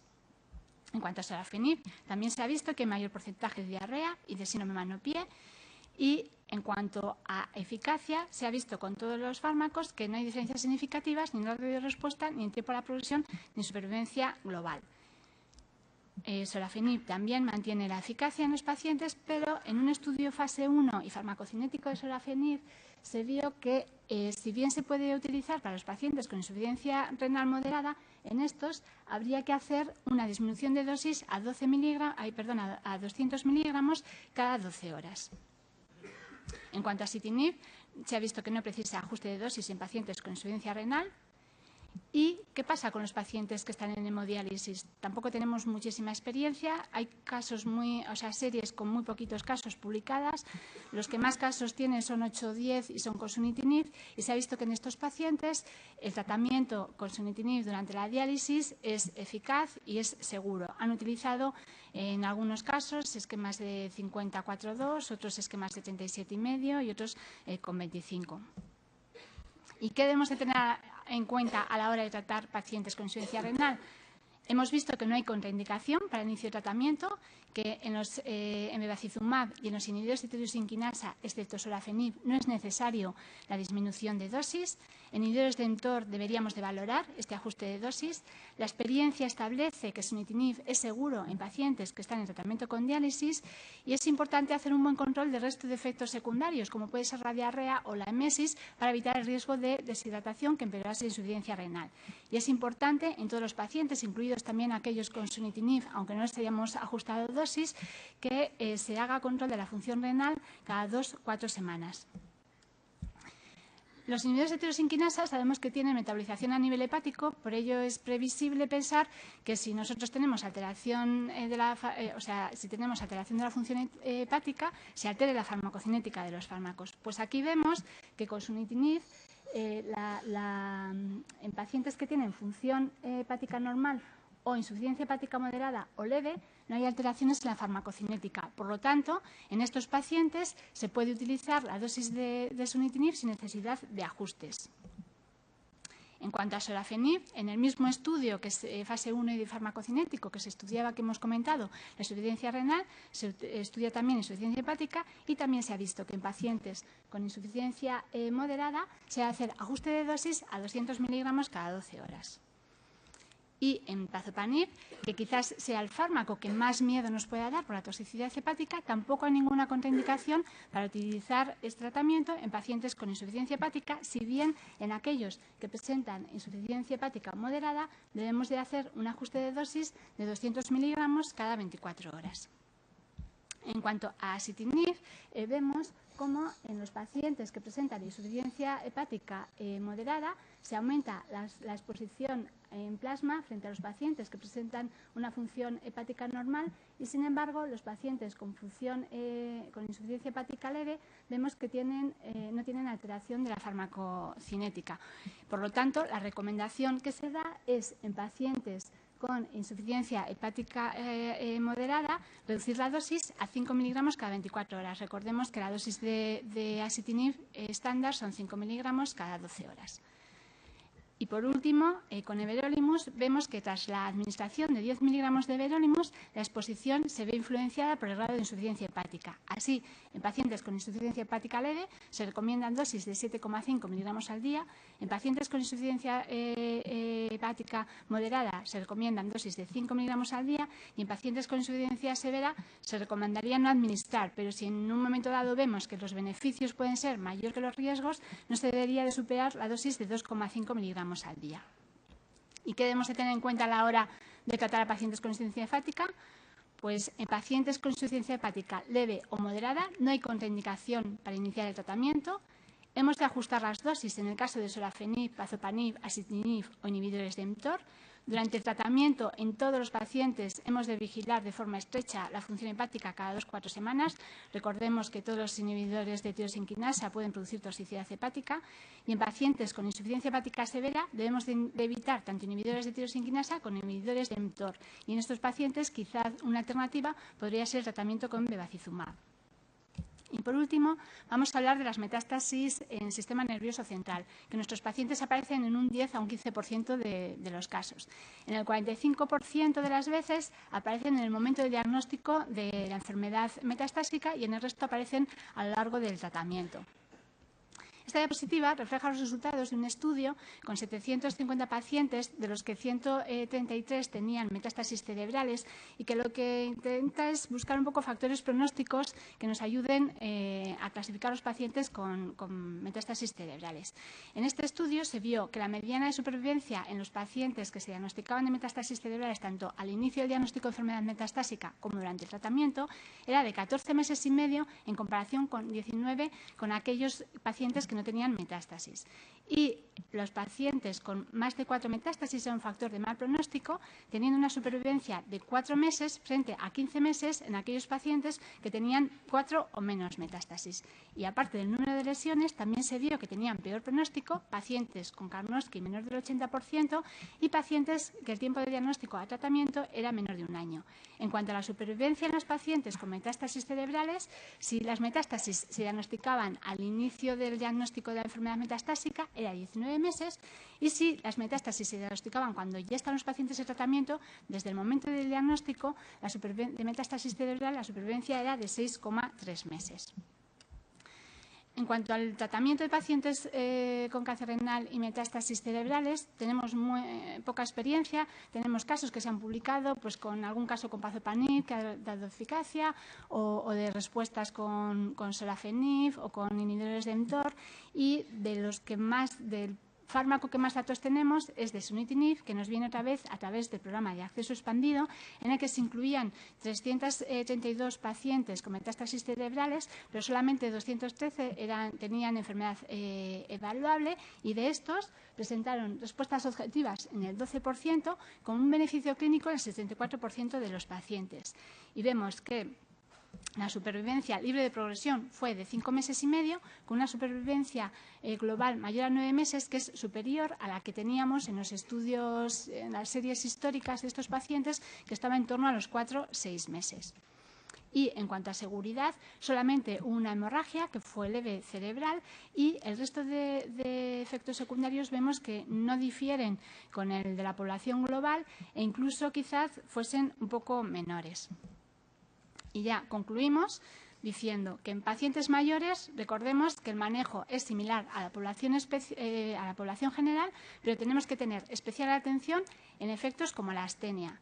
En pacientes con insuficiencia renal, excepto en sorafenib, y posiblemente también los inhibidores de mTOR, no se requiere ajuste de dosis. En pacientes con insuficiencia hepática leve o moderada, sunitinib no precisa ajuste de dosis. Sí, sorafenib, pazopanib, asinitinib, inhibidores de mTOR, que se ajustarán según niveles de bilirrubina. Y en pacientes con insuficiencia hepática severa debemos de evitar tanto los inhibidores de mTOR como los inhibidores de tirosina. Muchas gracias. Muchas gracias, Nuria, por la excelente presentación. Ya para cerrar la mesa, invitamos al doctor Emilio Esteban, que nos hará unas conclusiones respecto a los diferentes tópicos que se han tocado aquí. Y abrimos el debate y la discusión con preguntas para todos los moderadores. Creo que contamos con una mesa de expertos relevantes, así que os animo a que hagáis preguntas al respecto. Gracias.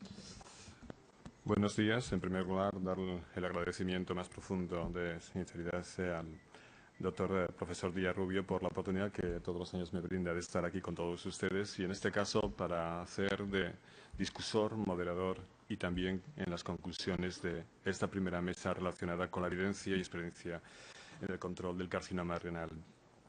En primer lugar, el doctor Grande Pulido nos habló de algo que ya empezamos a conocer y es que este tumor es un tumor que es muy heterogéneo. La heterogeneidad se puede dar de una forma fenotípica, pero también de una forma molecular, como estamos conociendo en este momento. La mayoría de los pacientes van a tener un problema en el funcionamiento del von Hippel-Lindau, pero hay algo más que el von Hippel-Lindau. El doctor Grande está hablando ya de la epigenética, está hablando de la inmunoterapia, una inmunoterapia que pueda empezar a ser de forma específica, pero el hecho es que todo acaba en lo mismo, en personas que son fenotípicamente reconocibles, pero que cada una de ellas van a tener un problema distinto de forma molecular. En la exposición del doctor Grande, también en la exposición de otro ponente, se habló de lo que es el drug table, un concepto que ahora mismo nos está abriendo la oportunidad de pensar de que tenemos muchos factores, muchas moléculas pronósticas, pero pocas, por no decir ninguna, todavía se han convertido en predictoras. Y en este contexto también me gustaría hacer una pregunta al doctor Grande. Si nos pudiese explicar qué concepto es este nuevo concepto del drug-able. ¿Cómo podemos hacer que una molécula con características proteicas se pueda convertir en una molécula predictiva de respuesta a un tipo de paciente, de tratamiento concreto? Mejor lo decimos en castellano, porque el drug-able o el drug-able, o como se diga, ¿no? Sería aquella alteración molecular que puede ser diana para generar un fármaco que actúe contra ella. De tal manera que, de manera selectiva, aquellos pacientes con esas determinadas mutaciones podemos hacer frente a la proteína derivada de la alteración de esos genes. Hasta ahora solamente conocemos que son predictores de... son factores pronósticos de buen pronóstico, de mal pronóstico, dependiendo unas u otras. Pero probablemente lo importante para hacer un fármaco activo es que sean no solamente factores pronósticos, sino predictores de respuesta a ese fármaco. Es decir, aquellos pacientes que tienen mutaciones en PPRM1, sería ideal que pudiésemos tener fármacos que directamente en ese 21% de pacientes sean candidatos a recibir un fármaco en los cuales el driver de su enfermedad pueda ser objeto de tratamiento selectivo, ¿no? Eso es lo ideal en oncología. Y en este camino, ¿qué sería mejor? ¿La estrategia más adecuada qué sería? ¿Ir al tronco o ir a las ramas en este tipo de mecanismos de identificación? E incluso algo más concreto. A la hora de definir cuál es la primera o la siguiente apuesta del desarrollo de agentes, ¿hablamos de lo que es la epigenética, de controlar la epigenética, o hablamos de controlar la inmunoterapia? ¿Por dónde podría ir el camino, o tendrían que ser ambos caminos o incluso más caminos distintos? ¿Y por qué no ser compatibles? Es decir, tú puedes hacer un targeting molecular del tumor y seleccionado molecularmente a los pacientes, que molecularmente este paciente, como tú has comentado, ¿qué genotipo tiene? Pues entonces conoces el genotipo del paciente y le das un fármaco dirigido a él. Y de manera concomitante o en paralelo o en secuenciación hacen una aproximación inmunoterápica, pero que en este caso la aproximación no es contra el tumor, sino que es contra el huésped. Entonces, yo creo que no son incompatibles una aproximación con la otra. El problema está que cuando estamos hablando del tumor conocemos muchas cosas, y aún así son muy pocas comparado con todo lo que hay, pero cuando estamos hablando del huésped, ahí sí que creo que nos falta mucho conocimiento, porque ahí sí que es muy difícil encontrar qué factores predictivos de respuesta a fármacos tenemos, qué huésped va a responder a la medicación, qué huésped no. Muchísimas gracias por su respuesta, doctor Grande. Perdón, Emilio, sí. Yo creo que ya aprovechando de que me estamos un poco preguntando a Enrique, podemos dar entrada si alguien tiene algún interés en alguna pregunta de la audiencia, porque si no se nos va a ir el tiempo, creo, después. Y prefiero que vayamos acotando. Bueno, veo que sigue esto un poco frío por la mañana. Yo, Enrique, solo un comentario o pregunta es, todo lo que tú has comentado, lo que has hablado, tiene mucho de relación con alteraciones moleculares implicadas, como tú dices, en pronóstico, porque muchas van dirigidas, ¿no? Muchos de estos estudios van dirigidos a ver proliferación, ¿no? de células tumorales en lo que es el inicio de la enfermedad, ¿no? Cuando hablamos de resistencia a fármacos, que también tenemos bastante trillado respecto a esto, ¿qué vía crees que probablemente sea la más relevante respecto a la resistencia de antiangiogénicos, por así decirlo? Pues ahí es complicado. ¿Por qué? Pues porque teníamos mucha esperanza en el factor de crecimiento de fibroblastos y desafortunadamente Dovitinib pues no demostró todo lo que queríamos que demostrase. Y existen una gran cantidad de factores proangiogénicos sobreexpresados que cualquiera de ellos puede ser el responsable. Hay un fase 1 muy prometedor que acaba de salir hace un par de semanas, ¿no? Que es con un fármaco contra la angiopoietina, concretamente contra el TAI2, su receptor, que en combinación con multitarget, concretamente sunitinib, pues revierte la resistencia a sunitinib. Es decir, pacientes que fracasan a sunitinib, a la progresión se les da el inhibidor del TAI2 más sunitinib y revierte esa resistencia. Quizás esa sea la estrategia. Lo que ocurre es que, claro, estamos, como la doctora Lainez ha comentado, pues sumando toxicidades que bueno, pues habrá que balancearlo con el tratamiento del paciente. Seguimos adelante con la discusión de la ponencia del doctor Puente. Y yo creí intuir en esa exposición que realmente puede que estemos hablando de lo que es el threshold, el umbral terapéutico que los inhibidores o las inhibiciones de las vías quinasa están dando de sí. Estamos hablando de que nuevos agentes antiangiogénicos potentes como agente único no han superado las medianas de potencia libre de progresión que conocemos hasta ahora. Tampoco las combinaciones entre ellos han demostrado ninguna ventaja y ni siquiera la secuenciación entre los inhibidores tirosina quinasa o inhibidores quinasa han conseguido mejorar los resultados terapéuticos. E incluso podríamos decir que la mejor secuencia sigue siendo la secuencia que empieza con un inhibidor tirosina quinasa, tanto estadísticamente como numéricamente en proporción cuando se utiliza el tratamiento con sunitinib. Se habló también de que ese anti-PD o muerte programada tiene ya un anticuerpo para poder bloquearlo y que puede tener incluso hasta aplicaciones clínicas. Pero el hecho es que esta diapositiva que refleja el doctor Puente en su exposición nos pone en evidencia que tenemos hasta 3 líneas de tratamiento. Claro que el Dovitinib es lo que le pasa como el Tivo y como el Axitinib, y es que no da más de lo que podemos conseguir, pero también vemos que la tercera línea de tratamiento, tanto el Sorafenib como el Everolimus, como el Dovitinib, entonces estamos hablando de unos 3-4 meses, que más o menos es lo que se ve en una segunda línea de tratamiento. El caso es que la piedra de donde arranca toda nuestra experiencia con ensayos clínicos es con el sunitinib, y probablemente podríamos hablar de que hay un empate técnico. Mi pregunta es para el doctor Puente, si en este momento y tal y como están las cosas, la secuencia que yo creo que podemos hacer hasta 3 es TKI, TKI, mTOR o TKI, mTOR, TKI. Si hay alguna evidencia para que podamos tener una ventaja uno sobre otro o realmente podemos decir que hay un empate técnico y nada que nos pueda aclarar una u otra.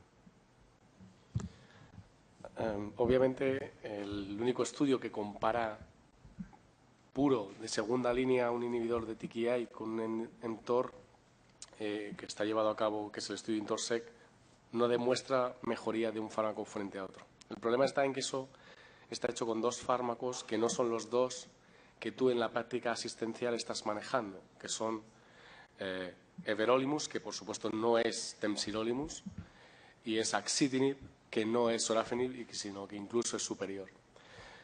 Por lo tanto, hay un empate técnico, al menos teórico, cuando uno va a lo que serían las grandes guías. ¿Qué es lo que ocurre? Lo que ocurre es que una vez que tú tienes un empate técnico tienes que defender, o al menos en la práctica asistencial, llevar a cabo una decisión terapéutica.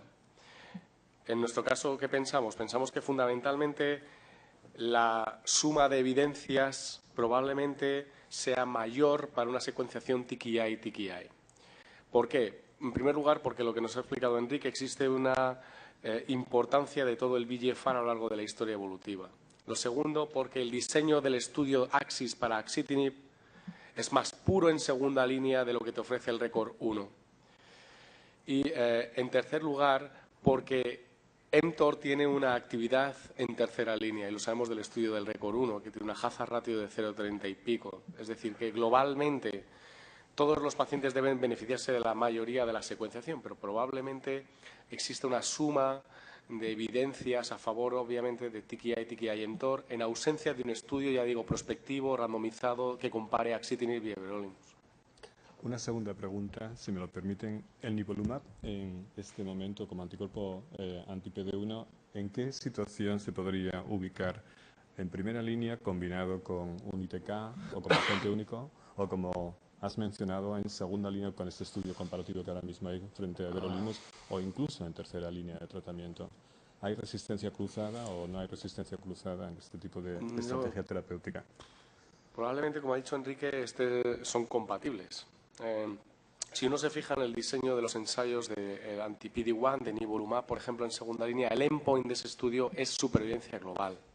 La gran mayoría de los fármacos que manejan la inmunoterapia, como el Sipo-T en próstata, o pueden ser otras moderna inmunoterapia en melanoma, impactan mucho en supervivencia global, poco en lo que sería o no se fijan tanto en supervivencia libre de progresión. Por eso yo creo que cuanto más precozmente se utilice esa moderna inmunoterapia, probablemente los resultados sean muy superiores. Además, parece no existir una cierta resistencia entre ambos y hay una buena tolerabilidad. Ya del año pasado en ASCO se presentaron los primeros resultados de los fases 1 de nivolumab en combinación con Sutent, de nivolumab en combinación con pazopanib y nivolumab en combinación de sorafenib del grupo del MD Anderson. Parecen interesantes.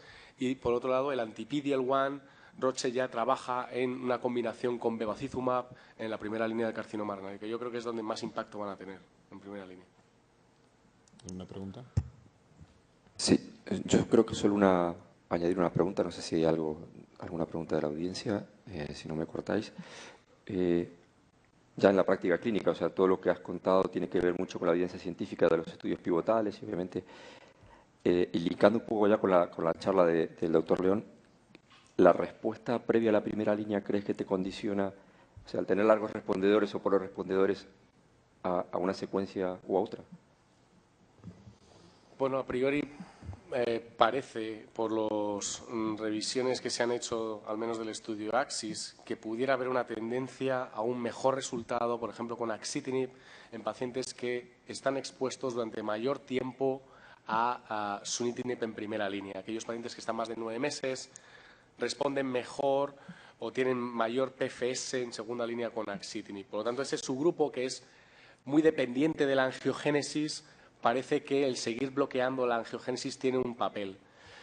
El problema está en pacientes que sean intolerantes a un inhibidor de tirosina quinasa, que es poco frecuente, pero también está. En ese caso podrías plantearte un inhibidor de mTOR. Y tampoco lo contrario es útil. Es decir, aquellos pacientes que son refractarios primarios no tienen, hoy por hoy, no tenemos ningún dato que oriente a pensar que es mejor cambiarles a un mecanismo de acción de un inhibidor de mTOR. Es decir, que hay datos también de que axitinib es útil en pacientes que no responden a Sutent.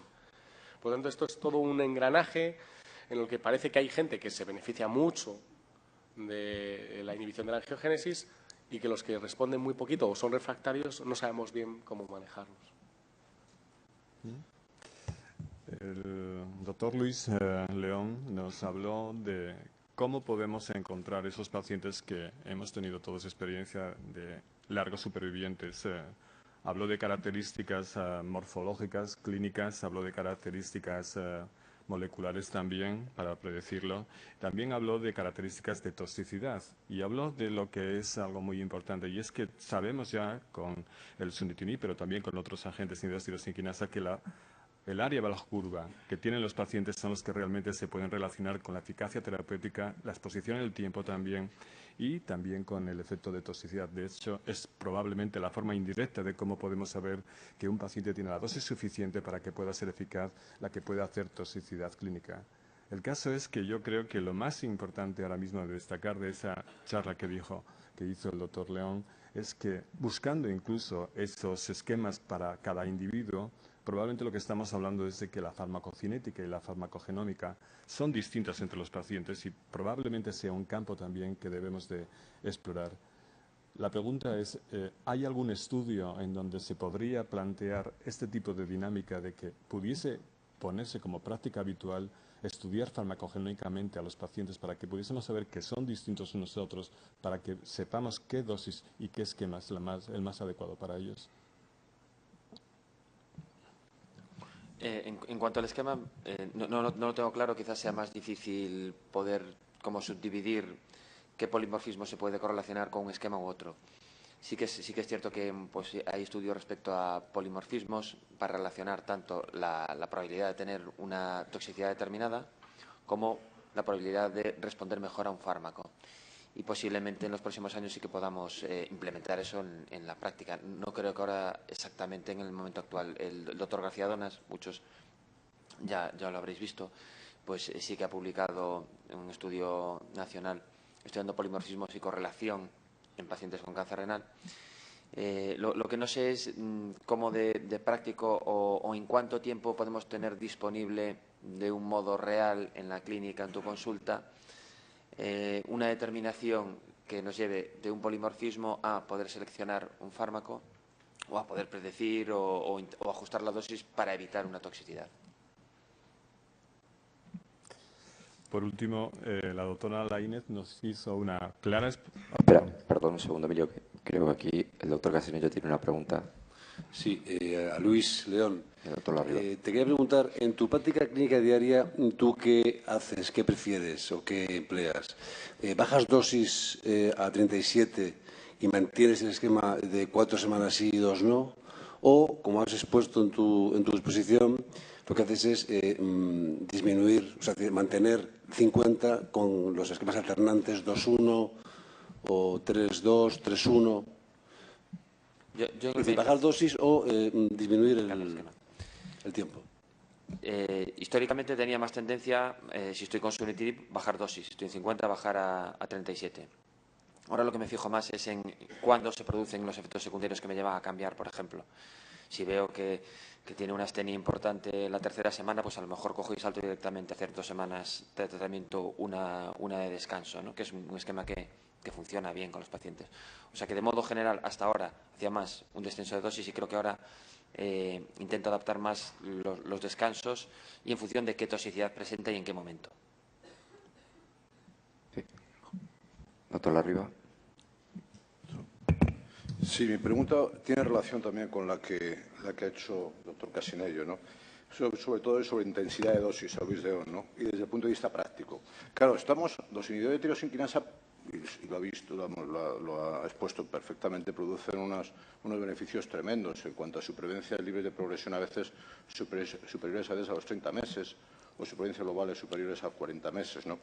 Claro, eso conlleva a una serie de toxicidades que todos conocemos, que quizá no son limitantes de dosis, o sea, no es el caso, y no pregunto sobre la astenia intensísima que pueda aparecer, la diarrea muy importante, que no es lo habitual, un síndrome de mano-pie, como ha presentado en las diapositivas, que era pues limitante, sino me refiero a lo habitual, pregunto sobre lo habitual, que es esa astenia moderada, esa disminución de la calidad de vida que tiene el paciente, que se va ese agotamiento con los tratamientos continuados, ¿no?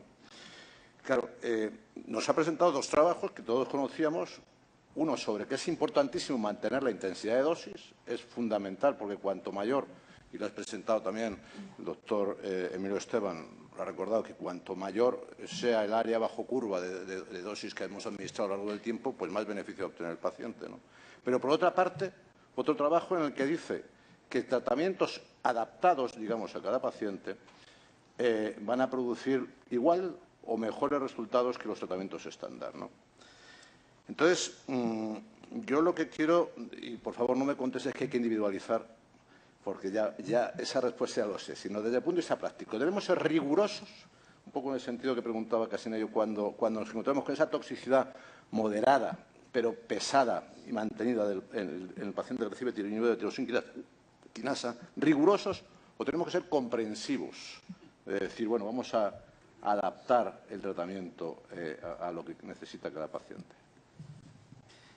Claramente, a pesar de ser gallego, te contesto de modo rotundo, tenemos que ser comprensivos.